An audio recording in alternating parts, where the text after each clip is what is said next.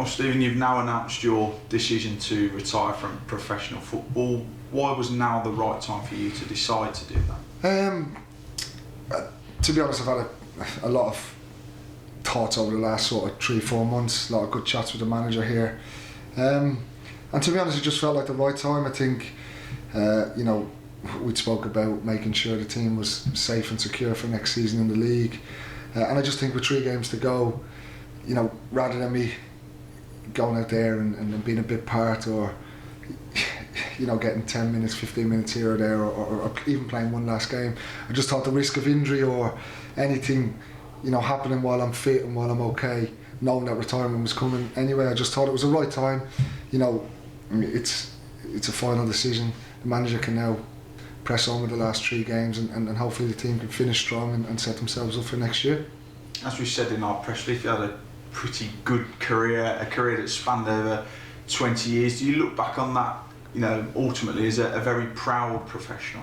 Yeah, definitely. Listen, I said it, when we spoke last night, I lived every kid's dream, and for me, when I first started playing, obviously professionally in Ireland, my dream was to have a career in the League of Ireland, and I'd always dreamed of getting to England. I ended up staying when rather than going over as a YTS to finish my education. My parents wanted me to stay and just get an education behind me, because it's so difficult to iron out a career for yourself. So when I did come over and to have the career I've had, it's something I look back on with great pride, and I've given everything I can to the game of what my talents allowed me. I've gone through, I've gone through my career, no stones been, not turned or not, looked upon in the right way. I've tried to do everything right and get the most that I could out of my body.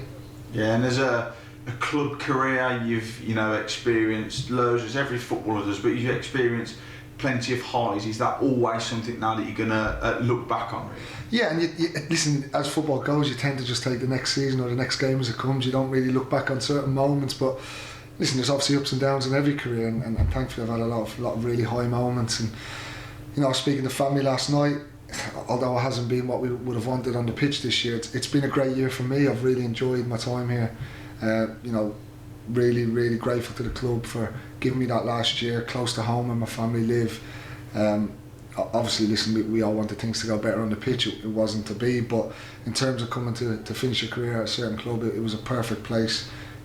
Great fan base, great people working at the club, and great lads, and I know from being in that dressing room that there's a lot more to come from a lot of players in there, and I think the new manager now, with the summer ahead of him, will really get on top of things, and hopefully next year can be a real success.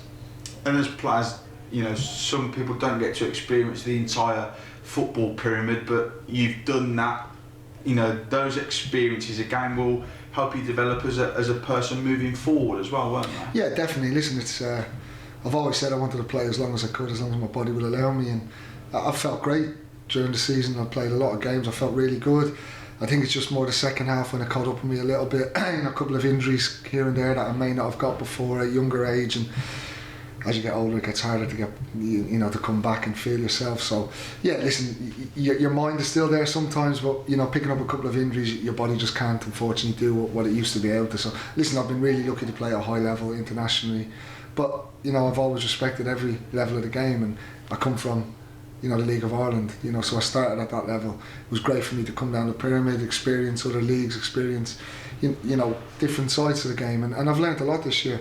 I've learned a lot about people underestimate this level. I think a lot. There's a lot of really good talent, really good players at this level. We've got some great lads in this dressing room, who I know there's a lot more to come from, and I've learned from both managers. I've really enjoyed working with the both of them, different styles, different people, but it's something that I'll take away for what I ever do going forward as well.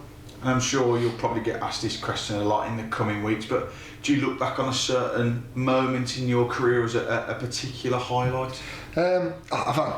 I've been so lucky to have so many, obviously playing in the Premier League, getting promoted to the Premier League twice, scoring at Anfield, staying up on the last day in the Premier League, stuff like that. But for me, the one thing I'll always stand with was the first time I wore the Ireland shirt and walked out to represent my country. Just to get to England, you have to get to a high level to play in that shirt, and thankfully I was able to do that, and that game will sit with me forever, just that feeling of hearing the anthem for the first time. So I've been really lucky to play at the level I have, and thankfully getting to that level enabled me to represent my country.